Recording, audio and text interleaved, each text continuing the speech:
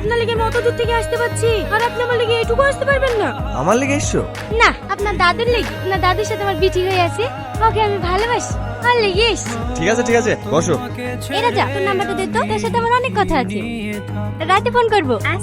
ও আপনার নাম্বার নিল কেন? বান্ধবী আমার লেগে হবে? ছেলেটিকে আমার খুব ভালো করে চিনা আছে। ও রাতে ফোন করবে, আপনি প্রেম করবেন। আমার সাথেও তো হাজার হাজার ছেলে নাম্বার চাই, প্রপোজ করে। ওই আমি তো অ্যাকসেপ্ট করিনি। এখনই তো প্রেম করার বয়স। হ্যাঁ, প্রেম করবো তো আপনার সাথে। বিকেলে আমাকে নিয়ে ঘুরতে যাওয়ার কথা ছিল যে। যাবো? আমি কিন্তু যাবো না, গেলে খুব খারাপ হয়ে যাবে। দেখিলেন সাইড ফোন করছিল, কালকে আমাকে ব্যাঙ্গালোর চলে যেতে হবে। তোর নেবার 3 মাস থাকার কথা।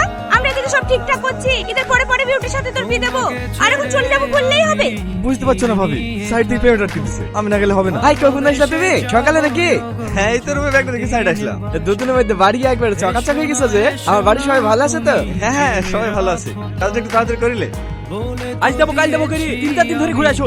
আজ কি টাকা লাগবে? তোমাদেরকে হাত জোড় করে বলছি ভাই, আজকে দিন আমাকে সময় দাও, আমি একবার এজেন্সির সাথে দেখা করে আসি। তুই দেখা করতে গিয়ে পালিয়ে যাবে না, তার কি গ্যারান্টি আছে? তোমরা এতদিন ধরে আমাকে এই চিনলি, তোমাদের যখন টাকা দরকার হয়েছে আমি হেল্প করছি।